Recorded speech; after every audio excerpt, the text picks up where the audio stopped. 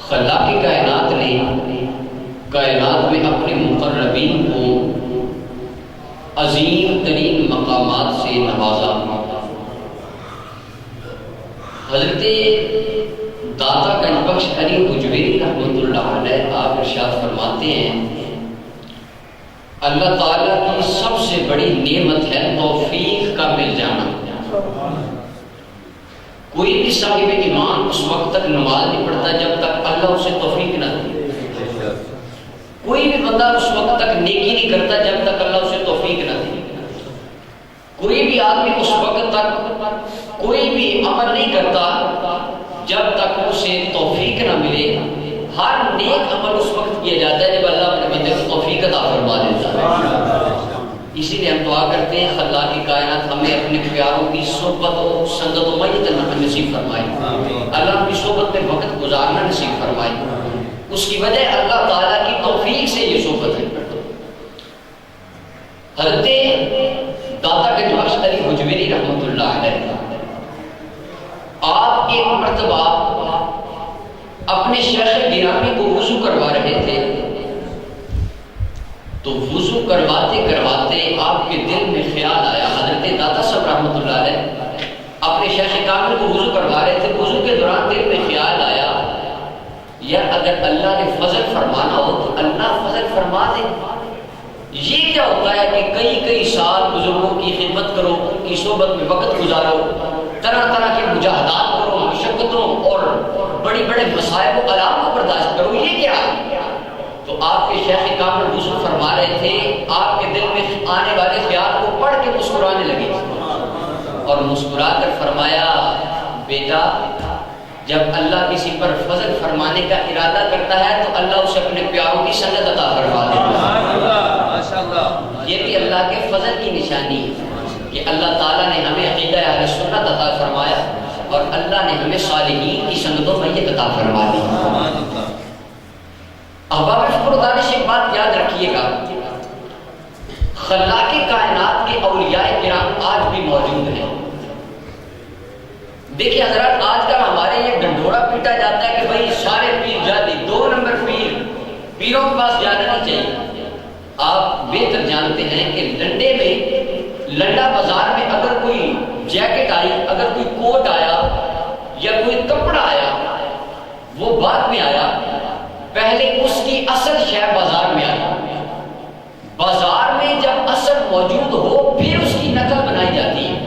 پتہ چلا اللہ کی بڑی اصل بھی ہیں جن کی نقل اتار کے یہ 2 نمبر احباب پیر بن گئے اور آگے مقام ولایت پر انہوں نے دھبے لگا دیے۔ اب سوال پیدا ہوتا ہے کہ اللہ رب العالمین کے اولیاء کا ان کی نشانی کیا ہے، ان کی علامات کیا ہیں؟ خلاق کائنات ارشاد فرماتا ہے الا ان اولیاء اللہ لا خوف علیہم ولا هم یحزنون۔ اللہ کا ولی لا خوف ہوتا ہے، اسے کوئی حزن نہیں ہوتا، بھی بیٹھ جاؤ۔ اللہ کا ولی لا خوف ہوتا ہے، اسے حزن نہیں ہوتا۔ اللہ پاک فرماتے ہیں ان کی علامت یہ ہے الذین آمنوا وکانوا یتقون۔ سب سے پہلے تو صاحب ایمان ہوتا ہے، دوسرے نمبر پر اللہ اسے تقوی کی دولت عطا فرما دیتا ہے، اسے تقوی کی دولت نصیب ہو جاتی ہے، ولی ہوتا ہے۔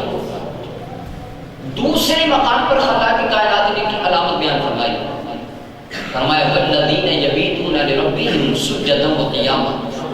اللہ کا ولی ہوتا ہے جو اپنے رب کی بارگاہ میں سجدہ کرتے ہوئے قیام کرتے ہوئے ساری رات گزار دیتا ہے۔ اولیاء کا مقام ولایت یہ ہے، اور اللہ تعالیٰ نے اپنے پیارے بندوں کے اعمال میں ان کے اقوال میں اثر رکھا ہے۔ جو بندہ بھی اللہ پر ایمان لائے اور اولیاء کے بتائے ہوئے رستے پر چل پڑے، اللہ تعالیٰ اسے ولایت کا ادنا درجہ ضرور عطا فرما دیتا ہے۔ کیونکہ میرے حضور علیہ السلام نے فرمایا کہ یہ امت ہے، اس کے اندر ہر 40 بندوں میں سے ایک بندہ اللہ کا ولی ہوگا۔ جو بندہ داڑھی شریف چہرے پہ سجائے، 5 وقت کی نماز ادا کرے، خلاف شرع کو کام نہ کرے، ولایت کے ادنے درجے پر تو وہ بندہ بھی فائز ہو جاتا ہے۔ حضرت حبیب اجمی رحمۃ اللہ علیہ کی بارگاہ میں ایک بندہ بیٹھا کرتا تھا، آپ کا غلام تھا، آپ کا مرید تھا، آپ کی بارگاہ میں بیٹھتا تھا، لیکن کردار کا اتنا اچھا نہیں تھا، بندہ تھوڑا سا گناہگار تھا، کام ٹھیک نہیں کرتا تھا۔ آج کل ہمارے کہتے ہیں نہیں میں نے اس کے پاس نہیں بیٹھنا، وہ تو بندہ ہی بڑا گناہ گار ہے۔ میرے حضور فرماتے ہیں میرے کسی امتی سے گناہ کی وجہ سے کبھی نفرت نہ کرنا۔ نفرت گناہ گار سے نہیں ہوتی، نفرت گناہ سے کی جاتی ہے۔ تو وہ بندہ خود بھی کردار میں اتنا اچھا نہیں تھا، مگر ایک اللہ والے کی صحبت میں ضرور بیٹھتا تھا۔ حضرت حبیب اجمی کی بارگاہ میں ایک دن وہ آیا تو اس کی رنگت بدلی ہوئی تھی، اس کے چہرے کے آثار کچھ اور نظر آتے تھے۔ آپ نے فرمایا تو کل والا بندہ نہیں لگتا۔ کہنے لگا حضور ایک بچہ آیا اور مجھے توبہ کروا کے چلا گیا۔ ایک بچہ آیا توبہ کروا کے، فرمایا وہ کس طرح؟ کہنے لگا حضور میں بغداد کے علاقے میں گیا، میں بازار بغداد سے گزر رہا تھا، میرے گھر کچھ مہمان آنے تھے، میں نے 10 کلو کے قریب مچھلی خریدی، مہمانوں کے لیے کچھ اور بھی سامان خریدا۔ حضور میں خرید کر گھر کی طرف روانہ ہونے لگا تو سامان زیادہ تھا، اٹھایا نہ گیا۔ چند مزدور بیٹھے نظر آئے تو میں نے کہا بھائی کوئی میرے ساتھ میرا سامان چھوڑتا چلے گا۔ ایک نوجوان بچہ اٹھ کے کہنے لگا چاچا جی اگر کہتے ہیں تو میں آپ کا سامان لے جاتا ہوں۔ میں نے کہا ٹھیک ہے بیٹا تو لے آ۔ 3 دینار اس کی مزدوری مقرر کر دی گئی۔ وہ بچے نے میرے ساتھ سامان اٹھایا، بالکل گرمیوں کا موسم تھا، تپتے بازار تھے اور دھوپ شدت کی لگی ہوئی تھی۔ بچہ سامان اٹھا کر اس کے ساتھ چلتا جا رہا ہے۔ کہنے لگا حضور جب درمیان راستہ میں پہنچے تو اذان ظہر کا وقت شروع ہوا تو بچہ بڑے ایک منت اور سماجت کے انداز میں میرے چہرے کی طرف دیکھ کے کہنے لگا چچا اگر اجازت ہو تو میں نماز نہ پڑھا۔ میں نے کہا بیٹا ٹھیک ہے تو پڑھا۔ اس نے ایک جگہ پر سامان رکھ دیا، نہ قریب بیٹھ گیا، وہ نماز پڑھنے گیا۔ حضور باقی لوگ دیر سے آئے وہ جلدی آ گیا۔ میں نے کہا بیٹا تو جلدی آ گیا ہے؟ کہنے لگا چاچا جی کہیں آپ کے دل میں خیال نہ آتا کہ میں کام چھوڑوں، میں اس لیے جلدی آ گیا، نفل بعد میں پڑھ لوں گا۔ میرے ساتھ پھر سامان اٹھایا اور حضور چلنے لگا۔ آگے چل کے جب میں نے اسے دیکھا وہ مجھے اس کے چہرے پر تھکن کے آثار نمایاں نظر آئے تو میں نے کہا بیٹے اگر تو کہیں تو سامان تھوڑا سا مجھے پکڑا دے۔ کہنے لگا چچا جی اگر سامان آپ نے پکڑ لیا پھر میں پورے 3 دینار نہیں لوں گا، میرے لیے پھر پیسے حلال 3 پورے نہیں ہوں گے۔ ہم آج کہتے ہیں کہ کام بھی کوئی نہ کرے اور پیسے بھی پورے لے لیں، کام بھی کوئی نہ کرے اور ہمارے پاس پیسہ بھی اوپر سے گرائے۔ صاحب نہیں، جو رسول اللہ کا بتلائے اور راستے حضور کی بارگاہ میں بتائے حضور میرے پاس کچھ نہیں، فرمایا غلاموں لاؤ۔ صحابہ کرام نے مال دے دیا تو میرے حضور نے پیسے لیے اس کو دیے اور کچھ پیسے لے کر میرے حضور نے ایک کلہاڑا دیا، اس کو فرمایا مجھے نظر نہ آنا جا جنگل میں چلا جا، محنت کر، محنت کرو گے تو اللہ تعالیٰ تم کو اس کا اجر عطا فرمائے گا۔ حضور کو مجھے کہنے لگا چاچا جی اگر آپ نے سامان کھا لیا پھر 3 دینار میں پورے نہیں دوں گا۔ میں نے کہا ٹھیک ہے بیٹا۔ وہ سامان لے کر چلتا رہا، میرا دروازہ آیا، سامان رکھا، میں نے کہا بیٹے 1 منٹ میں تیرے پیسے لے کر آتا ہوں۔ 3 دینار لینے گیا، میں نے اپنی بیوی کو بتلایا ایک سونا سا جوان ہے، جوان پھوٹتی جوانی ہے لیکن تقوی کا پہاڑ ہے۔ بیوی کہنے لگی کھانے کی دعوت دے دو، کھانا پکا ہوا کھانا کھاتا جائے۔ حضور میں نے 3 دینار دے کے کہا بیٹا کھانا کھا لے۔ کہنے لگا چاچا جی میں نے روزہ بھی رکھا ہوا ہے، میں نے تو روزہ رکھا ہوا ہے۔ تو میں نے اس کو کہا بیٹا جی پھر آپ میری طرف افطاری ضرور کرنا۔ کہنے لگا چچا جی ٹھیک ہے میں فلاں مسجد میں جاؤں گا تو وہاں پر آپ مجھے مغرب کے وقت آ کے لے جائیے گا۔ وہ مجھے کہنے لگا بیٹے مغرب کے وقت تک تو وہاں پر کیا کرے گا؟ کہنے لگا چچا جی یہ 3 دینار آپ نے مجھے دے دیے ہیں، میری والد کی اور والدہ کی 1 دن کی روٹی کے لیے کافی ہے۔ اب میں کام نہیں کروں گا، سارا دن یا اللہ کا قرآن پڑھوں گا یا محمد عربی کا درود و سلام کے دوران پیش کروں گا، میں سارا دن اب یہ کام کروں گا۔ تو مجھے اس پر رشک آیا، حضور وہ مسجد میں چلا گیا۔ مغرب کی نماز کے کچھ وقت بعد میں اس کو لینے گیا، اس نے کہا چچا جی میں نے روزہ تو افطار کر لیا، اب میں عشاء کے بعد آؤں گا۔ حضور میں عشاء کے بعد اس کو لینے گیا تو وہیں پر تھا، میں لے کر آیا، اس کو کھانا پیش کیا، اس نے کھانا کھا لیا۔ کھانا کھانے کے بعد میں نے اس کو کہا بیٹا اگر تم میری بات مانو تو آج میرے گھر ہی رہ لو، کچھ برکت ہو جائے کہ میرے دل میں خیال ہے، بیٹا رہ لو۔ بچہ کہنے لگا چچا جی ٹھیک ہے، بعض اوقات ہوتا ہے میں کام کرنے دور نکل جاؤں تو لیٹ ہو جاتا ہوں، وہاں رہ لیتا ہوں، والدین کو پتا ہے میں رہ لوں گا۔ حضور میں نے اس کو اپنا سفر مسافر خانہ ڈرائنگ روم کھول دیا، اس کے اندر جا کے اس کو میں نے بستر پر لٹا دیا۔ میری ایک معذور بچی تھی جو ٹانگوں سے چل نہیں سکتی تھی، میں اور میری بیوی جب اس کو کھانا کھلانے کی غرض سے گئے، ہم نے اپنے ہاتھوں سے اس کو کھانا کھلایا۔ میں نے بتایا بیٹی آج ہمارے گھر ایک اللہ کا ولی آیا، ایک اللہ کا ولی ہے جو ہمارے گھر آیا ہے۔ حضور میں نے اس کو کھانا کھلایا اپنی بچی کو، میں اور میری بیوی اپنے کمرے میں چلے گئے، ہماری معذور بچی جس کی دونوں ٹانگیں مفلوج ہو چکی تھی وہ اپنے کمرے میں سو رہی تھی اور اللہ کا ولی اپنے کمرے میں سو رہا تھا۔ جب رات کے 3 بجے تہجد کا وقت ہوا تو زور زور سے میرا دروازہ کھٹکا اور باہر سے میری بچی کی آواز ہے، یہ باجی دروازہ کھولو۔ حضور جب یہ بات ہوئی تو ہمارے خیالات بکھرنے لگے، سوچوں کی جو پرواز تھی وہ غلط راستوں کی طرف اڑنے لگی، مگر جب میں نے دروازہ کھولا میں نے دیکھا جو بچی کبھی ٹانگوں سے چلی نہیں تھی آج اپنی ٹانگوں پہ کھڑی ہے۔ تو میں حیران ہو گیا، میں نے کہا بیٹا تجھے کیا ہوا؟ کہنے لگی بابا جانا آپ نے بتایا تھا کہ اللہ کا ولی آیا ہے، میں ساری رات سوئی نہیں، تہجد کے وقت میں نے اپنے رب سے رو کے دعا کی، اللہ اگر وہ تیرا سچا بندہ ہے تو مجھے اس کے صدقے شفا عطا فرما دے۔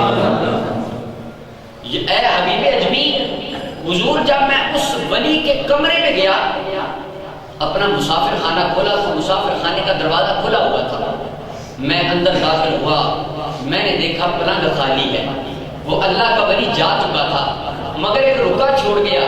آج کل تو ہوتا ہے جی، احباب کئی آتے ہیں، بعض اوقات اللہ تعالیٰ سب کو ہدایت عطا فرمائے، کئی آج کل اس طرح کے احباب ہیں جب ان کی شان نہ بیان کی جائے تو وہ ناراض ہو جاتا ہے کہ یار تم نے تقریر میں میرا نام کیوں نہیں لیا، میری شان کیوں نہیں بیان کی۔ کچھ اس طرح کے بھی پیر ہیں، اگر ان کا استقبال نہ کیا جائے تو وہ ناراض ہو جاتے ہیں کہ بھائی تم نے استقبال کیوں نہیں کیا۔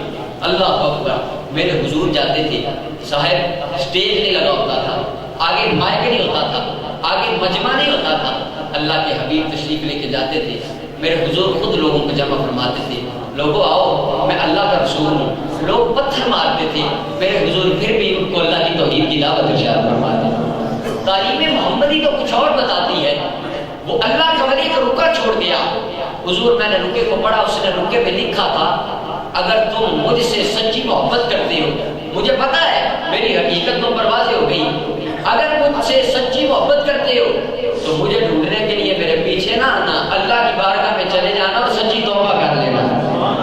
بس حضور مجھے تو وہ بچہ توبہ کرا گیا، فرمایا والذین یبیتون لربہم سجدا وقیاما، اللہ کا ولی ہوتا ہی وہ ہے جو اپنی ساری رات اللہ کی عبادت میں گزارتی۔ حضرت سیدنا عبد القادر جیلانی رحمۃ اللہ علیہ، آپ بھی اسی طرح کے متقی اور پرہیزگار آدمی تھے، آپ مادر ذات اللہ کے ولی تھے، آپ کی والدہ اور آپ کے والد دونوں سید زادے تھے، آپ نجیب الطرفین تھے، حسنی حسینی سید تھے۔ وہ واقعہ آپ سنتے رہتے ہیں کہ آپ کے والد گرامی جا رہے تھے، سیب کھا لیا اور اس سیب کو بخشوانے کے لیے دل میں خیال آیا یار اس کا کوئی مالک تو ہوگا، میں نے اس مالک کی اجازت کے بغیر سیب کھا لیا۔ وہ سیب بخشوانے کے لیے واپس گئے تو حضرت عبداللہ سومی رضی اللہ تعالیٰ کا وہ باغ تھا، کتنے ماہ ان کے باغ کی رکھوالی کرتے رہے۔ پھر حضرت عبداللہ فرمانے لگے اے ابو صالح بیٹا، میری ایک بچی ہے جو آنکھوں سے نبینی ہے، کانوں سے بہری ہے، ہاتھوں سے بھی معذور ہے، ٹانگوں سے بھی مفلوج ہے، بیٹا تجھے اس سے نکاح کرنا پڑے گا۔ حضرت جناب غوث پاک کے والد گرامی کے دل میں خیال آیا یا اللہ میں نے کھایا تو ایک سیب تھا، اس کے بدلے میں 7 مہینے بعد کی رکھوالی بھی کرنی پڑ رہی ہے، اور یا اللہ ساری زندگی کا ایک تعلق میرا اس عورت سے جوڑا جا رہا ہے جو بالکل مفلوج ہے۔ مگر پھر دل میں خیال آیا اگر مالک نے کل اس سیب کا حساب مانگ لیا میں کیا جواب ارشاد کروں گا، میں رب کی بارگاہ میں جواب کیا دوں گا۔ آج ہمارے یہاں معاشرہ کے اندر لوگ سود کھاتے، حرام کھاتے، بے شمار معاملات کر جاتے ہیں، لیکن دل میں کبھی خیال تک نہیں آیا یار ہم نے رب کو جواب بھی دینا ہے۔ ہم کہتے ہیں ہماری اولادیں تو بابا فرید الدین کے شکر بن جائیں، لیکن ہمارے کردار ویسے کے ویسے۔ یہ پچھلے دنوں مجھے ایک تاجر صاحب بتا رہے تھے، وہ کہہ رہے تھے جی میرے پاس ایک بندہ آیا، میں نے اس کو 7 لاکھ دینا تھا، میں نے اس کو 8 لاکھ روپیہ دے دیا۔ میری توجہ نہیں تھی لیکن اس بندے کو پتا تھا کہ مجھے 8 لاکھ مل گیا۔ وہ بندہ 8 لاکھ لے کے گھر چلا گیا، مجھے بعد میں خیال آیا کہ میرے تو پیسے کم ہو گئے، تو میرے ذہن نے کام کیا بھائی لاکھ بندہ اس کو وہ کہتے ہیں یار جب میں اس کے گھر گیا وہ بندہ کہنے لگا مجھے تو نے 8 لاکھ دیے ہی نہیں، گن تو تو رہا تھا، تو نے تو 7 لاکھ دیا ہے۔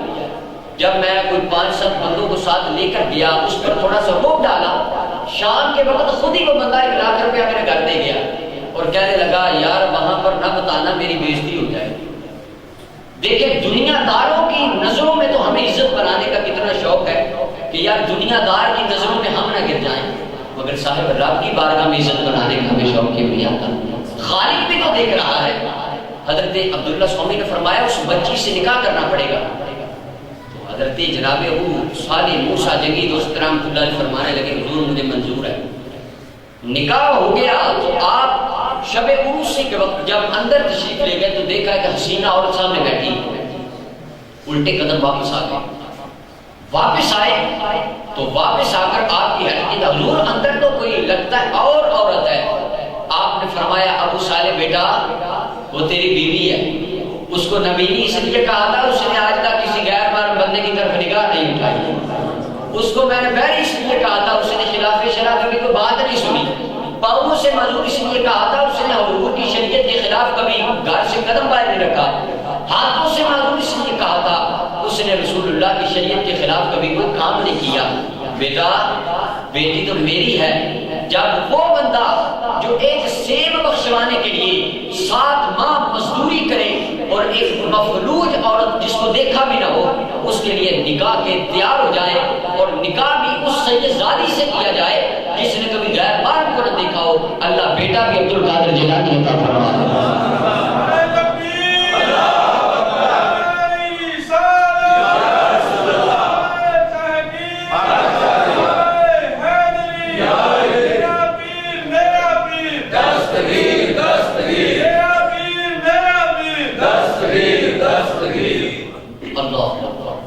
حضرت سیدنا عبد القادر جیلانی رحمۃ اللہ علیہ، حضرت سیدنا امام حسین رضی اللہ تعالیٰ ہم واقعات کو بیان کرتے ہیں. آپ نے نیزے پر قرآن سنایا، مگر حضرت حسین کریمین فرماتے جب ہم چھوٹے ہوتے تھے اماں جان نے رات کے وقت عبادت کرنی اور تہجد کا وقت ہونا، اماں جی نے چکی چلانی شروع کر دی اور چکی چلانی تو اللہ کے قرآن کی تلاوت شروع کر دی. چکی چلتی رہنی، تلاوت قرآن ہوتی رہنی، آٹا گوندنا پھر بھی تلاوت قرآن کرنی، اور آپ نے جب روٹیاں پکانی تب بھی اللہ کے قرآن کی تلاوت کرنی. ہمارا ناشتہ تب تیار ہوتا تھا جب اماں قرآن کے 18 پارے تلاوت فرما جاتی. تو صاحب جن کی والدہ ناشتے پر اللہ کے قرآن کے 18 پارے تلاوت کرتی ہے، بیٹا کا قرآن کے نیزے پہ قرآن سنا دیتا. اولاد کے نیک ہونے میں والدین کا کردار ہونا لازمی ہوتا ہے. والدین کا جب کردار اچھا ہو تو اللہ تعالیٰ ہمیں اولاد بھی نیک عطا فرماتا. ہم کہتے ہیں اولاد تو بابا فرید الدین کے شکل جیسی ہو لیکن ہمارا کردار ایسا نہ ہو. حضرت سیدنا عبد القادر جیلانی رحمۃ اللہ علیہ آپ کا اتنا تقویٰ بچپن میں موجود تھا کہ جب پیدا ہوئے تو آپ کی یہ صفت تھی رمضان کے اندر دن کے جب روزے کا وقت ہوتا تھا آپ اماں جی کا دودھ نہیں پیتے تھے، والدہ کا دودھ نہیں پیتے تھے. ایک مرتبہ رمضان المبارک کی آمد تھی، مطلع پر قریب تھا، لوگوں میں اختلاف ہو گیا کہ صبح روزہ ہوگا یا نہیں ہوگا. تو علماء نے کہا حضرت ابو صالح کے دروازے پہ چلے جاؤ اور جا کے حضرت ام خیر فاطمہ سے پوچھو کہ عبد القادر نے دودھ صبح کو پیا یا نہیں پیا. اگر تو دودھ نہیں پیا تو صبح روزہ ہوگا، اگر دودھ پیا تو صبح روزہ نہیں ہوگا. آپ کا بچپن اماں جان کی گود میں یہ تقوی کا عالم تھا. اور آپ اسی طرح جب پروان چڑھے تو اماں جان نے جب بغداد کی طرف روانہ فرمایا تو تربیت فرمائی، بیٹے عبد القادر کبھی جھوٹ نہ بولو، کبھی جھوٹ. آج ہم بچوں کو لے کر جاتے ہیں، بچوں کو چیز دلانے لے جاتے ہیں یا کھلانے لے جاتے ہیں، ہم باتوں میں بچوں کو جھوٹ بولنے کا مزاج دے دیتے ہیں. بیٹا تم جا کے چچا کو کہہ دینا ہم تو وہاں پہ گئے، ہم کہیں اور گئے. آپ سے آپ کا دوست پوچھے گا کہنا نہیں پاپا مجھے وہاں نہیں لے کے گئے، مجھے تو کہیں اور لے کے گئے. بچہ یہاں سے سیکھتا ہے اور بچہ بڑا ہو کے اس کی عادت پختہ ہو جاتی ہے جھوٹ بولنے کی.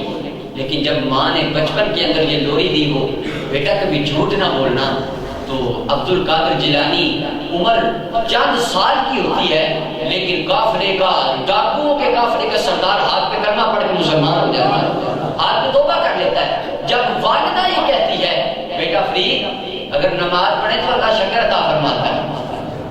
جب ماں بچپن میں یہ تربیت کرے تو اولاد بھی اللہ تعالیٰ عظیم الشان پیدا فرماتا ہے. حضرت سیدنا عبد القادر جیلانی رحمۃ اللہ علیہ آپ نے اسی طرح طالب علمی کی منزلوں کو طے فرمایا، اور طالب علمی کی منزلوں کو طے فرمانے کے بعد آپ فرماتے ہیں میں کئی سال تک بھوک میں رہا، میں نے فاقوں کو برداشت کیا، 7 دن 9 دن گزر جاتے، مجھے کھانے کو کوئی چیز میسر نہ آتی، میں دریائے دجلہ کے کنارے جا کے پتے کھاتا یا گھاس کھاتا اور پانی پیتا، میں اس طرح گزارا کرتا۔ آپ فرماتے ایک مرتبہ میں مسجد کے اندر بھوک کا مارا گیا، جا کے دیوار کے ساتھ لگ گیا، سامنے سے ایک بندہ آیا، اس کے ہاتھ میں بھنا ہوا گوشت اور روٹیاں تھیں، وہ ساتھ بیٹھ کے کھانے لگا، اس کی طرف دیکھ کے بھوک کی شدت سے میرا منہ خود ہی کھل جا رہا تھا۔ آپ نے فرمایا میں نے ضبط نفس کیا اور خاموش ہو کے بیٹھ گیا۔ بعد میں وہ بندہ میری طرف آیا اور کہنے لگا جناب آپ عبد القادر بندے کو جانتے ہیں؟ وہ یہاں پر مدرسے میں طالب علم ہے، وہ علاقے جیلان کے علاقے کا رہنے والا ہے۔ آپ نے فرمایا صاحب وہ تو میں ہوں۔ کہنے لگا حضور یہ آپ کی امی جان نے آپ کے لیے کھانا بھیجا تھا، آپ کی امی نے بھیجا تھا، 3 دن سے میں آپ کو تلاش کر رہا ہوں، میرے پاس کھانے کی کوئی چیز میسر نہیں تھی، اس لیے میں نے آپ کا کھانا کھایا۔ آپ نے شکر ادا کیا، اللہ تیرا شکر ہے تو نے مجھے غیروں کے سامنے ہاتھ پھیلانے کی توفیق ہی نہیں دی، میں نے جب بھی مانگا تجھ سے مانگا۔ تو آپ نے اس طرح مشقتیں برداشت فرمائی، اور آپ فرماتے میں نے پھر 25 سال جنگلوں میں گزارے، مجاہدات میں گزارے، مشقتیں کرتے ہوئے گزارے۔ اور حضرات جب حضرت سیدنا عبد القادر جیلانی رضی اللہ عنہ آپ کی عمر مبارک اس طرح گزری، آپ مسند ارشاد میں بیٹھے، 40 سال حضرت غوث جیلانی رضی اللہ عنہ نے عشاء کے وضو سے فجر کی نماز ادا کروائی۔ 40 سال، یہ جملہ کہنا بہت آسان ہے، پیری کا معیار یہ نہیں ہے کہ جس نے زیادہ کھلا پہنا ہو، بڑے بڑے جبے پہنے ہو، 5 صاحب مرید ہو جو لوگوں کو دھکے دیں کہ پیر صاحب آگے ہیں سلام لینے کی اجازت نہیں ہے، یا بس اس کے نام کے نعرے بجے، یا نعت خواں لگا کر اپنے اسٹیج پہ نوٹوں کی برساتیں کرتا پھرے۔ پیری کا معیار یہ نہیں ہے، پیر تو وہ ہوتا ہے جو حضرت عبد القادر جیلانی رضی اللہ 40 سال عشاء کے وضو سے فجر کی نماز پڑھی، اور پھر وہ بھی وقت آیا کہ جب ایک عیسائی آ کے کہنے لگا میرا نبی تو مردے زندہ کرتا تھا، بتاؤ تمہارے نبی نے کیا کیا؟ آپ نے فرمایا میں نبی نہیں، میں محمد عربی کا لباسا ہوں، بتا کس قبر پہ کہتا ہے میں جا کے مردے زندہ کرتا ہوں؟ وہ ایک گویے کی قبر پہ لے گیا، فرمایا تجھے یہ بھی بتاتا ہوں یہ 100 سال پرانی قبر ہے۔ آپ نے فرمایا بتا جب عیسیٰ مردے زندہ کرتے تھے کیا کہتے تھے؟ کہنے لگا جناب وہ فرماتے تھے کن باذن اللہ۔ آپ نے فرمایا وہ کن باذن اللہ کہتے تھے، میں محمد عربی کا غلام کہتا ہوں کن باذنی، تو میرے حکم سے اللہ جب زبان دی ہے اللہ مردوں کو بھی زندہ فرما دیتا۔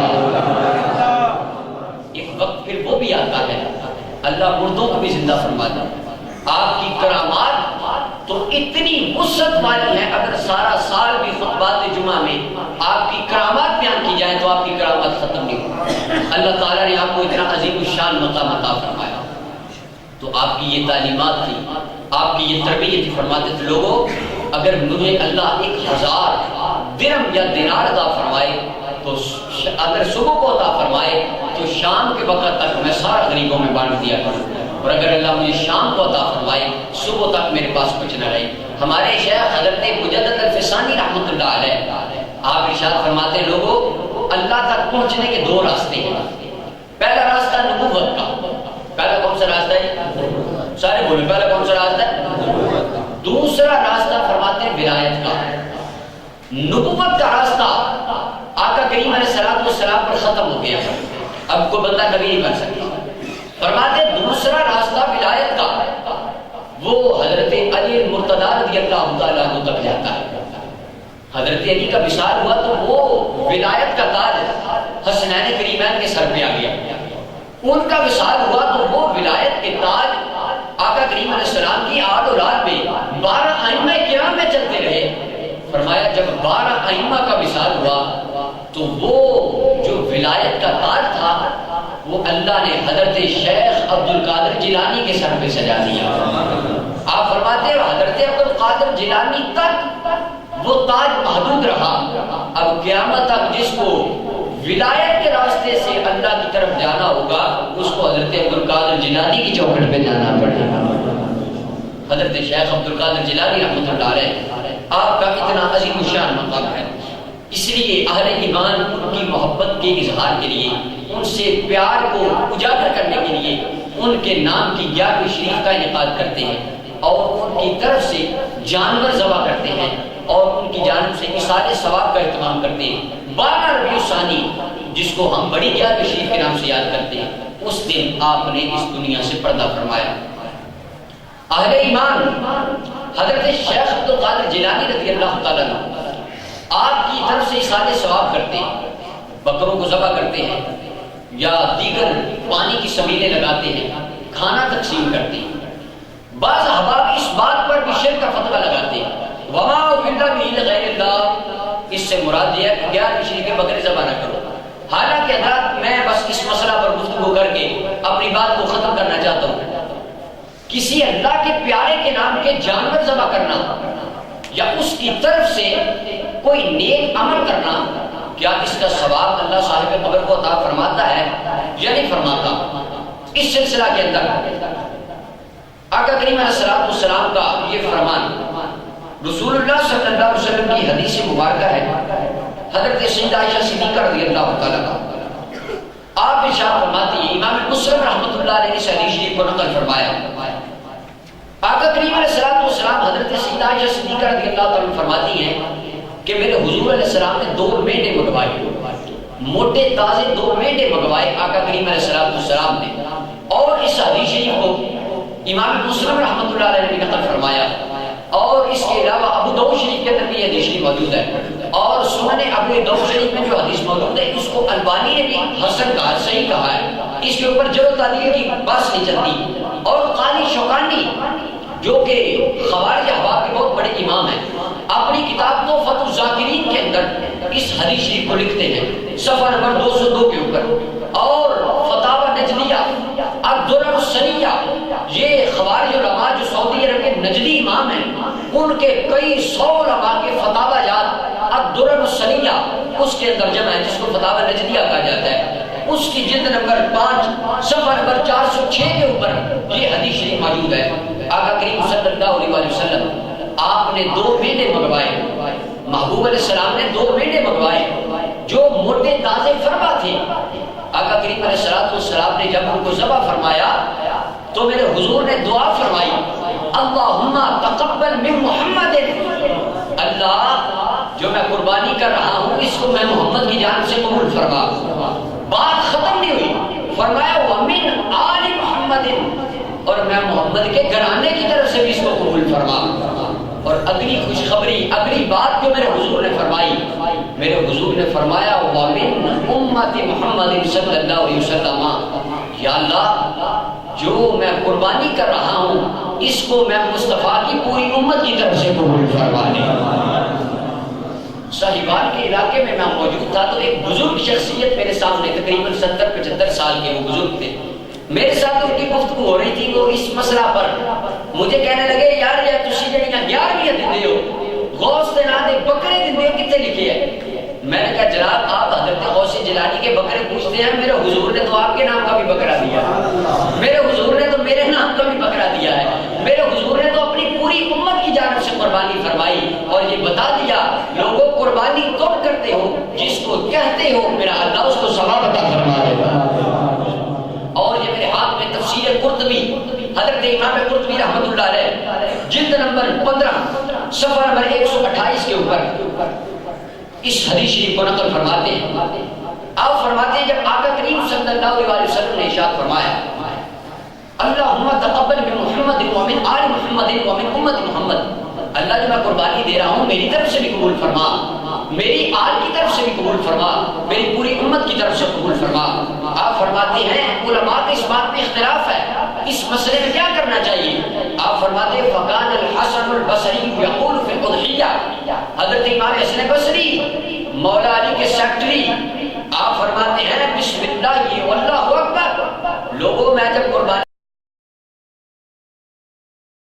ذبح کرتا ہوں میں اللہ کا نام لیتا ہوں اور عرض کرتا ہوں اللہ تقبل من فلان، یہ قربانی میں فلاں کے نام کی کر رہا ہوں تو اس کو اپنی بارگاہ میں قبول فرما۔ یعنی کسی آج کل لوگ کہتے ہیں نہیں والدین جو فوت ہو گئے ان کے نام کی قربانی نہیں کرنی چاہیے، بھائی کیوں نہیں کرنی چاہیے؟ میرے آقا کریم علیہ السلام نے خود فرمائی، اور اس سلسلہ کے اندر امام مالک رحمۃ اللہ علیہ آپ فرماتے لوگوں اگر ایسا کر لیا جائے یہ کوئی بری بات نہیں ہے، اچھی بات ہے۔ اگر کوئی اپنے والد کا، والدہ کا یا کسی اللہ کے مقرب بندے کا نام لے اچھی بات ہے، بری بات نہیں ہے۔ اور آپ فرماتے ہیں اگر ایسا نہ کرے، یعنی صرف اللہ کا نام لے اور اپنے دل میں یہ تمنا رکھے کہ یا اللہ جو میں قربانی کر رہا ہوں یہ میرے والد کے نام کی، والدہ کے نام کی، حضرت عبدالقادر جیلانی کے نام کی، داتا علی اجمیری کے نام کی، اگر دل میں خیال رکھے اللہ پھر بھی بزرگوں کو اس کا ثواب عطا فرما دے۔ اور امام شافعی رحمۃ اللہ علیہ آپ فرماتے ہیں وہ تسمیۃ علی الذبیحہ بسم اللہ، ذبیحہ کرو تو اس پر اللہ کا نام پڑھو، بسم اللہ پڑھو۔ اگر اس کے بعد اللہ کے ناموں میں سے یا اللہ کے ذکر میں سے کوئی چیز زیادہ کی جائے، آپ فرماتے ہیں اس میں کوئی برائی نہیں ہے۔ اور صلی اللہ علیہ محمد علیہ السلام فرماتے ہیں جب قربانی ذبح کر لو تو حضور پہ درود بھی پڑھ لیا کرو۔ آپ فرماتے ہیں نہ کراؤ، میں اس کو بھی ناپسند نہیں جانتا، یہ بھی بات ٹھیک ہے حضور پہ درود پڑھا جائے یا اولیاء کاملین کے نام لیے جائیں، فرماتے ہیں درست ہے۔ اور اس کے علاوہ فرماتے ہیں جب بندہ کہے تقبل من فلان، یا اللہ فلاں کی جانب سے قبول فرما، امام شافعی فرماتے ہیں کہ بالکل درست ہے۔ اور اس کے علاوہ حضرت امام ابو حنیفہ رحمۃ اللہ علیہ آپ فرماتے ہیں بھئی جب ذبیحے کو چھری پھیرو تو اللہ کے نام کے ساتھ کسی اور کا نام نہ لو، بہتر یہ ہے کیونکہ رب کے لیے کر رہے ہو تو اس وقت صرف اللہ کا نام لو اور کسی کا نام نہ لو۔ مگر آپ فرماتے ہیں بعد کے اندر یہ دعا کرنا اللہم تقبل من فلان، یا اللہ یہ فلاں کی طرف سے قبول فرما، یا قربانی کرنے سے پہلے کہنا یا اللہ فلاں کی طرف سے قبول فرما۔ آپ فرماتے ہیں جب یہ بندہ کہتا ہے اللہ اس کو ثواب عطا فرما دیتا ہے۔ چار ائمہ کرام کا اس بارے میں اتفاق ہے۔ اور ہم جب قربانی کو ذبح کرتے ہیں اس وقت کسی اولیاء کا نام نہیں لیتے بلکہ ہم بعد میں دعا کرتے ہیں یا اللہ یہ میں نے ذبح کیا فلاں کے نام کا کیا، قبول فرما۔ اللہ قبول فرما کے مرحوم کے درجات کو بلند فرما دیتا۔ اور اس کے علاوہ بعض آپ کہتے ہیں امام بخاری رحمۃ اللہ علیہ انہوں نے اپنے بخاری شریف میں ایسی کوئی حدیث شریف نہیں لکھی، میں کہتا ہوں صاحب بخاری کی طرف بعد میں جانا، یہ دیکھو امام بخاری کے بھی استاد ہیں، امام مسلم کے بھی استاد ہیں، کتاب کا نام سیر و اعلام نبلا جلد نمبر 3 کے اندر اس حدیث شریف کو بیان کیا گیا۔ حضرت امام بخاری اور مسلم کے استاد جن کا نام حضرت محمد بن اسحاق بن ابراہیم الثقفی ان کو کہا جاتا ہے یا خراسانی میں ان کو کہا جاتا ہے، آپ کا یہ معمول تھا۔ اس کتاب کے صفحہ نمبر 3303 کے اوپر یہ حدیث شریف موجود ہے۔ آپ نے اپنی زندگی کے اندر 12,000 مرتبہ ختم قرآن کیا، 12,000 ختم قرآن کیا، اور اس 12,000 جب بھی ختم قرآن کرتے ہر ختم قرآن میں ایک بکرا ذبح کرتے، اور بکرا ذبح کرنے کے بعد 12,000 مرتبہ یہ دعا کرتے اللہ یہ جو میں نے قربانی کی اس کا ثواب میں رسول اللہ کو پہنچاتا ہوں، اپنی بارگاہ میں قبول فرما دے۔ اب وہ جو 12,000 بکرے ذبح کیے گئے وہ کھاتا کون تھا؟ امام بخاری کھاتے تھے اور امام مسلم رحمۃ اللہ علیہ کا محدثین کی جماعتوں کو بلاتے اور ان کو اصالہ ثواب کا وہ لنگر کھلایا جاتا۔ اور حضرت امام احمد بن حنبل رحمۃ اللہ علیہ آپ کے ہم اثر بزرگ جن کا نام حضرت علی بن موفق العابد رحمۃ اللہ علیہ تھا، یہ میرے ہاتھ میں تاریخ بغداد کتاب موجود ہے، اس کی جلد نمبر 12 ہے، اس کے اندر یہ بات موجود ہے۔ حضرت علی بن موفق رحمۃ اللہ علیہ آپ نے اپنی زندگی میں آقا کریم علیہ السلام سے اتنی محبت تھی، آپ نے آقا کریم صلی اللہ علیہ وسلم کی جانب سے کئی حج کیے۔ آپ نے آقا ایک فرض حج اپنی جانب سے کیا، 60 حج رسول اللہ کی جانب سے کیا۔ اپنی زندگی میں 12,000 مرتبہ ختم قرآن کیا، اور اپنی زندگی میں 170 جانور کو 170 بکروں کو ذبح کیا۔ اور آپ فرماتے ہوتے تھے وَجَعَلْتُ أَعْمَالِي كُلَّهَا لِلنَّبِيِّ صلی اللہ علیہ وسلم، لوگوں میرا ہر عمل میرے لیے نہیں ہے، میں جو بھی عمل کرتا ہوں اس کا ثواب رسول اللہ کی ذات کو پہنچا دیتا ہوں۔ اب جنہوں نے 170 بکرے رسول اللہ کے نام کے ذبح کیے، 12,000 مرتبہ ختم قرآن رسول اللہ کے نام کا کیا، 60 مرتبہ حج حضور کے نام کا کیا؟ اس کی وجہ کیا تھی؟ کیونکہ یہ جانتے تھے، حضرت مشکات پاک کے اندر حدیث موجود ہے اور سیر و اعلام النبلاء کے اندر بھی یہ بات موجود ہے، حضرت علی پاک 2 بکرے ذبح کرتے ہوتے تھے، ہر سال قربانی 2 کرتے تھے۔ آپ کے شاگرد نے پوچھا حضور ایسا کیوں کرتے؟ آپ نے فرمایا مجھے رسول اللہ نے وصیت کی تھی علی یہ قربانی اپنی طرف سے کیا کرے کہ میری جانب سے بھی کیا کرے۔ حضور نے خود وصیت فرمائی۔ اور جو حضرت علی بن موفق تھے، جب ان کا وصال باکمال ہوا تو امام احمد بن حنبل رحمۃ اللہ علیہ کے کسی شاگرد کو یہ خواب میں ملے، خواب میں دیکھا امام احمد بن حنبل رحمۃ اللہ علیہ کو، حضور آپ کے ساتھ کیا معاملہ؟ فرمایا اللہ نے مجھے جنت عطا فرما دی۔ تو وہ صاحب پوچھنے لگے وہ جو علی بن موفق تھا 7 حج حضور کے نام کا کرتا تھا اور 12,000 ختم قرآن جس نے رسول اللہ کے نام کے کیے، 170 بکرے رسول اللہ کے نام کے ذبح کیے، اس کا کیا بنا؟ امام احمد بن حنبل رحمۃ اللہ علیہ فرماتے ہیں وہ جو عمل کرتا تھا ان اعمال کی برکت سے میں نے اس کو جب بھی دیکھا ہے وہ رب کے عرش کے سائے کے نیچے بیٹھا ہوتا ہے۔ اولیاء کاملین کے نام کے جو جانور ذبح کیے جاتے ہیں یا ان کو اصحاب ثواب کیا جاتا ہے تو اللہ تعالیٰ ہمیں اس کا پورا اجر عطا فرماتا ہے اور اللہ ان کے درجات کو بلند فرماتا ہے، اور اللہ کی کائنات ان کے درجات کو بلند کرنے کے ساتھ ان کے وسیلہ سے ہم پہ بھی اپنی رحمتوں کا نزول فرما دیتا ہے۔ اللہ کی کائنات ہمیں قرآن و سنت کا فہم عطا فرمائے اور اللہ اولیاء کاملین کی سیرت مبارکہ پر چلنے کی توفیق عطا فرمائے۔ وما علیہ الا البلاغ۔